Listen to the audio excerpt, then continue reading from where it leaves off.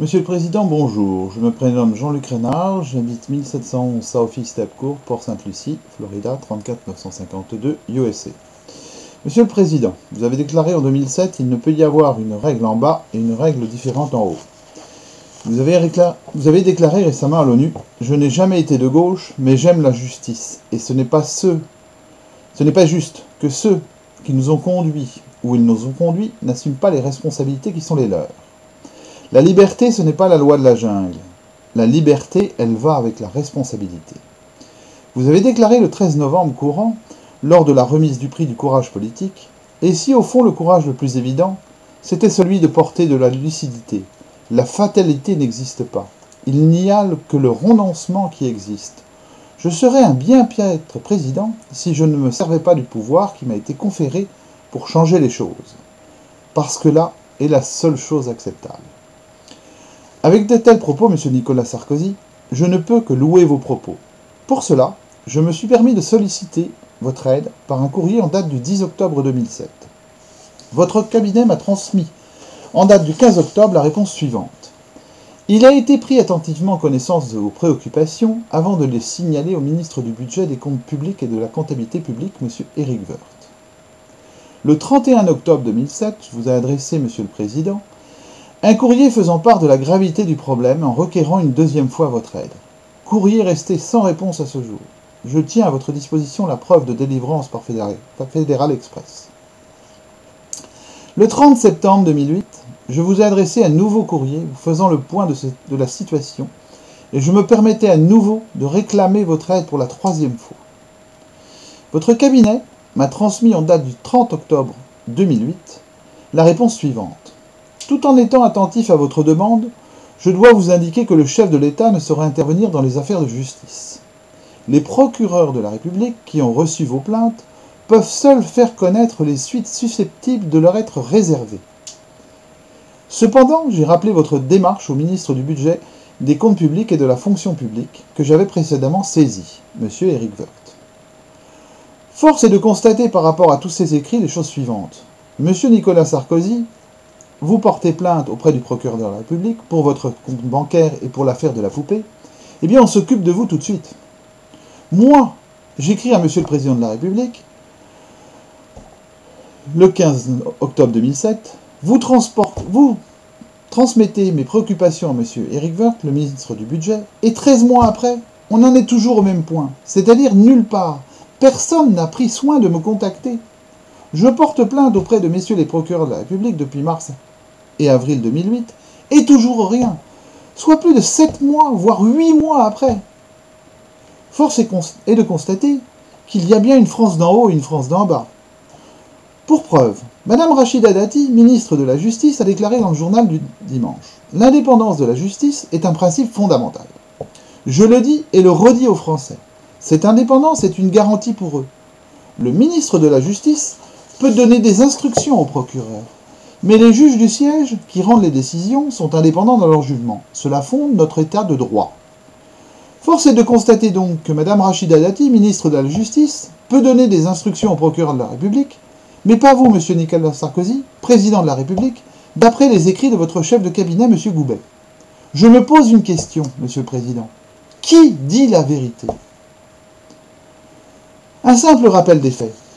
Mes sociétés ont été mises en liquidation judiciaire et mes biens saisis à la suite de redressements fiscaux abusifs dus aux agissements de la société TI Group Automotive System. Je dis abusif car on ne peut pas redresser le client et le fournisseur pour la même chose. On ne peut pas réclamer deux fois, l'État ne peut pas réclamer deux fois la même chose. Sauf si l'un et l'autre sont complices, c'est-à-dire qu'ils ont berné l'État. Or, dans mon cas, ne faisant des affaires triparties, avec des organismes financiers, pour exemple de l'Age London Leasing, San Paolo Buy, Bombardier Capital, ING Lease, pour chaque opération, il aurait été normal aussi que les organismes financiers soient aussi redressés pour les mêmes faits. Puisque s'il y a complicité, il y a toute la chaîne qui est complice. Or, les organismes financiers ne sont pas redressés. M. Éric Woerth, ministre du Budget, des Comptes Publics et de la Comptabilité Publique, déclare dans une interview au journal Les Échos « Je souhaite apporter plus de droits aux contribuables dans leurs relations avec l'administration. Le fisc ne doit pas piéger les gens qui, dans leur immense majorité, sont de bonne foi. Force est de constater ici que M. Éric Woerth a de belles paroles, mais qu'elles ne sont pas appliquées à mon dossier.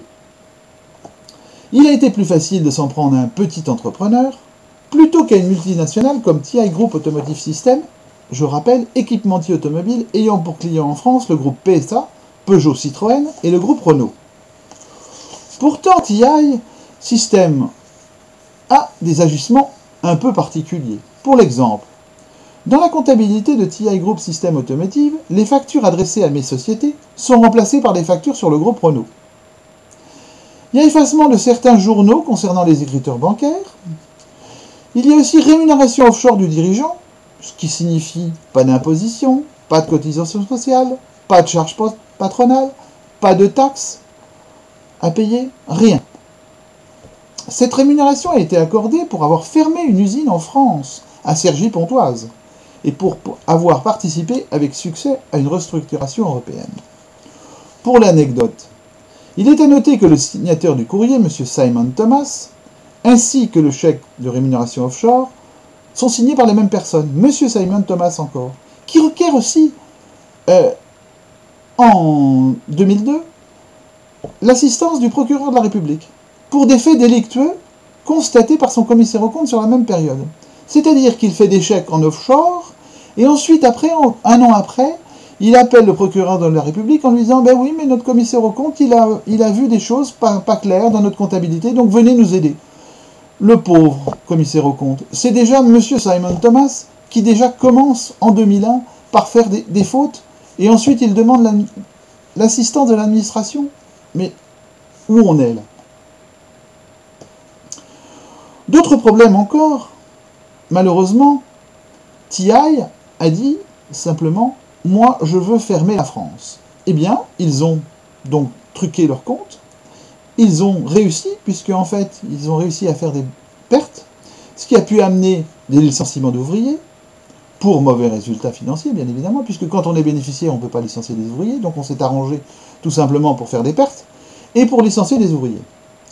On rémunère aussi, par la filiale française, des gens de TI qui ne travaillent pas pour TI France, ce qui est intéressant aussi, et on met aussi la société, le commissariat aux comptes, avec ces pratiques. C'est-à-dire que PricewaterhouseCoopers Audit est cautionnaire aussi de tout ça.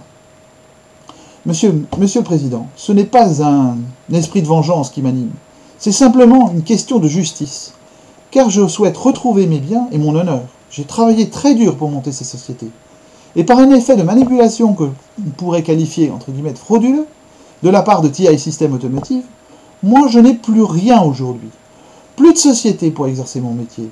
Je ne peux même plus exercer mon métier, même chez les autres, puisque en fait, les services fiscaux m'ont qualifié de complice. Je voudrais bien savoir où est la complicité, dans la mesure où les établissements financiers n'ont pas été condamnés non plus. Pourquoi une multinationale se comporterait comme un bulldozer, c'est-à-dire que ce qui l'ennuie, eh bien, tout simplement, elle l'écrase, elle le mange, elle le détruit, et rien ne se passe, par n'importe quel moyen, par tout ce que l'on veut. M. Éric Woerth, ministre du Budget et de la Comptabilité publique, vient de déclarer qu'il voudrait créer un service fiscal judiciaire pour la grande fraude organisée. Je pense que là, il tient un bon sujet. J'espère que par cette vidéo, mon appel sera entendu, Monsieur le Président, et qu'on pourra enfin avoir une justice correcte. Je vous remercie de m'avoir écouté.